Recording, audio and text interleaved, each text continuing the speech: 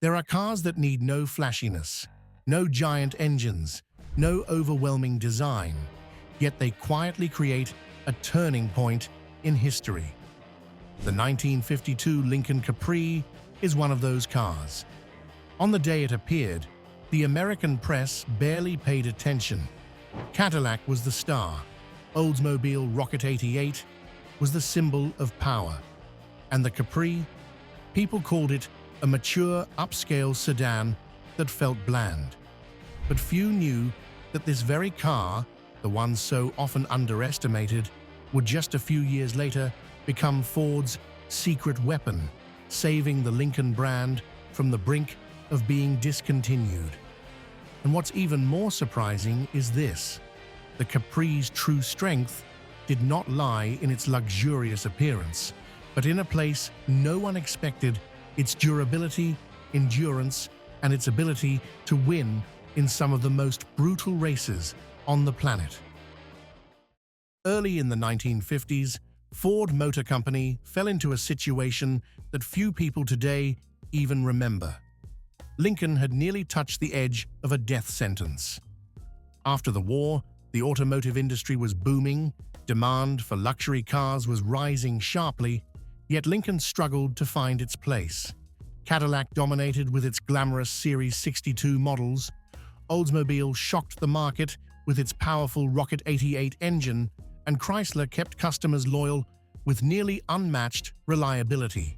In that race, Lincoln became the outsider, quiet and unnecessary. Sales dropped, the brand image faded, and Ford's leadership began asking the question, is there any reason left for Lincoln to exist? Mercury sold better, cost less, and was more accessible. Ford did not want to pour money into a luxury brand that was declining while the market was moving too fast. Many internal documents from the time described Lincoln as a sleeping giant, no longer making any meaningful impact against its rivals. Then things grew so dire that some executives proposed cutting Lincoln entirely, merging it with Mercury, and directing resources toward more profitable mainstream models. If that proposal had gone through, the history of American luxury cars might have taken a completely different path. In that suffocating atmosphere, Ford decided to take a bold step. They created an entirely new model, a luxury sedan built around a different engineering philosophy, a car intended to prove that Lincoln still held value. That car was the 1952 Lincoln Capri. It carried a refined, European-influenced design, something almost no American car maker dared to pursue. In the early 1950s, flat body sides, a straight and clean beltline, chrome used as accents instead of full coverage, a tidy grille with slim horizontal bars, and a soft, well-balanced front end. All of it created a look that was both elegant and modern, yet far too subtle for the taste of the era. Many looked at the Capri and claimed it lacked personality, was not upscale enough to compete with Cadillac. The press even called its styling too gentle, not groundbreaking. But time would prove to be the most accurate judge. Today, collectors and automotive historians look back and describe the 1952 Capri with a short phrase, 5 years ahead of its time. Because just a few years later, the entire American industry began moving toward a more refined, clean, and elegant aesthetic, exactly the direction Capri had pioneered. Another special detail was the pillarless hardtop design on certain versions, giving a wide-open feel when all 4 windows were rolled down, a rare and luxurious touch in those days. The long, low, and smooth body showed that Lincoln was thinking more about aerodynamics rather than sheer grandeur. Even Ford engineers at the time did not fully realize they were laying the foundation for Lincoln's mid-1950s styling. The interior was carefully finished with premium broadcloth upholstery or soft leather, depending on the version. The instrument panel took inspiration from aircraft, with deep circular pods and a clean, easy-to-read layout. The large two-tone steering wheel felt both classic and solid, the exact character of American luxury cars in the early 1950s. The air conditioning, heater, and radio controls were placed high on the dashboard for easy access, something many luxury cars of the time still had not perfected. Thick carpeting covered the floor, while the door sills and handles used high-quality chrome that did not fade or feel thin metal like some competitors. And what you may not know is that the Capri's interior was designed to withstand long journeys, heavy vibration, and harsh temperatures. Because Ford had quietly prepared the Capri for endurance racing. This explains why, 70 years later, many Capri examples still retain a strangely solid feel when restored. At the center of the Capri was the 317 cubic inch V8, an engine once dismissed by the press. Its output of 160 to 205 horsepower was not impressive compared to Cadillac or the Oldsmobile Rocket 88. But the 317 cubic inch V8 was not built to chase horsepower wars. Instead, Ford engineers created an engine that could not be broken, with a strong crankshaft, thick cylinder walls, a wide lubrication system, and a cooling setup capable of handling continuous load. Its moderate compression ratio allowed the engine to run reliably on different fuel qualities, something especially important in 1,000-mile endurance stages across Mexico, where gasoline quality was far from consistent. Thanks to that durable design, the Capri's engine could run continuously at 120 or 130 miles per hour without overheating, without power loss, and without the exhausted condition many competitors suffered. The 317 was not the fastest, but it was the toughest, and that was its real strength. However, a good engine means nothing if the chassis is not strong enough to handle constant vibration and impact. This is where the Capri continued to surprise. Lincoln equipped the car with a new ball-joint front suspension, far more advanced than the old kingpin setups used on most American cars at the time. With the flexible ball-joint design, the Capri had better body control, more stable shock absorption, and maintained grip on rough surfaces without being knocked off course. The Capri's weight of more than 4,300 pounds also played an important role. In high-speed racing environments where crosswinds and uneven pavement constantly threatened stability, a heavier car became an advantage. It held the road better, shook less, and maintained high speed more safely. Weight was a weakness in the city, but at the Carrera Panamericana, the place where the Capri shined. It became the secret ingredient, helping the car stay planted, while many competitors flew off the road. The Capri's frame was also thicker and stronger than Ford's standard, resisting twist well and showing minimal deformation after thousands of punishing miles.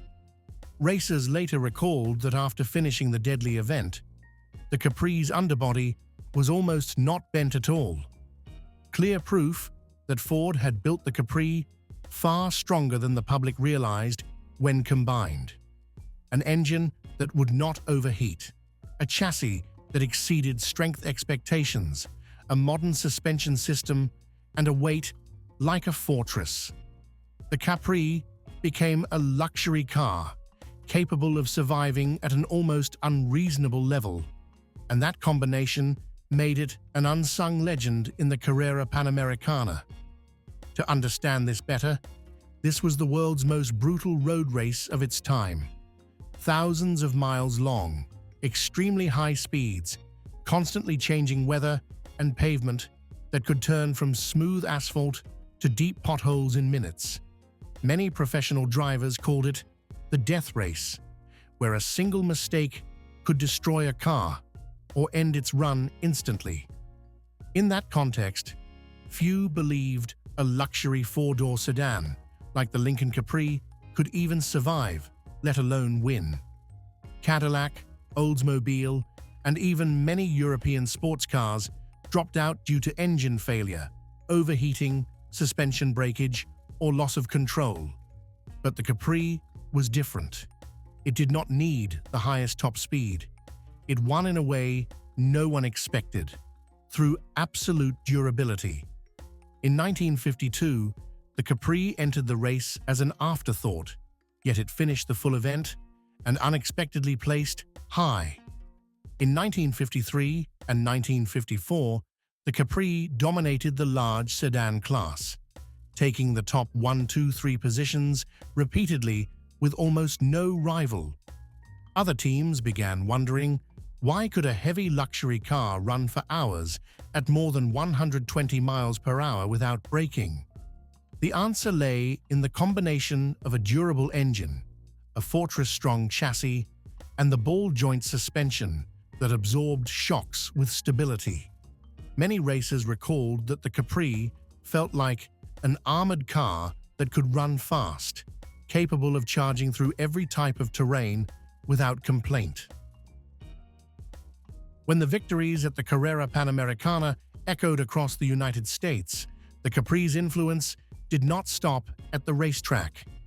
It seeped into every technical meeting, every production decision, and even became the foundation for shaping Lincoln's design philosophy for the entire following decade. Interestingly, while the public barely noticed the well-behaved 1952 sedan, Ford's engineers saw it as the beginning of a new era. After the Capri, everything at Lincoln changed. The refined, simplified luxury design that once had been criticized as dull became the guiding principle that led to iconic models like the Continental Mark II. The smooth lines, flat body surfaces, and understated luxury language of the 1952 Capri became the basis for the quiet elegance philosophy that Lincoln is still known for today. The Capri quietly proved that luxury did not need to be loud. Sometimes, subtlety outlasts every trend. But Capri's greatest influence did not come from design, but from engineering components such as the ball-joint suspension, the stronger-than-standard frame, and the durable V8 engine were all carried into the later Lincoln generations. The Capri became the car that proved Lincoln could build luxury combined with durability, something rivals like Cadillac did not prioritize as strongly. This very philosophy helped Lincoln rise again in the late 1950s and create some of its most timeless models. Entering the 21st century, the Capri once again surfaced. No longer dismissed as a second-tier luxury car, it gradually gained recognition from classic car enthusiasts who rediscovered and revalued it. For decades, the Capri was overshadowed by Cadillac and even by Lincoln's own later models. Many cars were abandoned, parted out, or modified during the era when classic cars held little value. This has made the Capri exceptionally rare today. A Capri that remains original, especially one connected to the Carrera Panamericana era, carries significant value. Although it has not reached the price level of ultra-luxury models like the Mark II or the Cadillac Eldorado Biarritz, the Capri possesses something those cars do not: a unique historical story tied to the survival of an entire brand. Collectors evaluate the Capri based on 3 criteria: rarity, historical significance, and restoration durability. And the Capri nearly scores perfectly in all 3. Finding a Capri with an intact rigid chassis, an interior not heavily deteriorated, and a functioning 317 cubic inch engine is considered a rare gift for vintage car enthusiasts. The model is also highly restorable, thanks to its simple yet solid structure. A properly restored Capri can run smoothly even after decades, something few luxury cars of its era can claim. Today, The Capri is not just a car to display, it is a car to tell stories. A story about the era when Lincoln nearly vanished, about Ford's quiet boldness, and about an underrated model that helped change history. Now it is your turn. What do you think about the 1952 Capri? Is it the most underrated luxury car in the United States? Have you ever seen one in person or have any memories connected to the vintage Lincoln lineup? Share them below, because every personal story helps give these cars a second life in history. If you enjoyed this video, do not forget to hit like, subscribe, and turn on the notification bell so you will not miss the journeys ahead.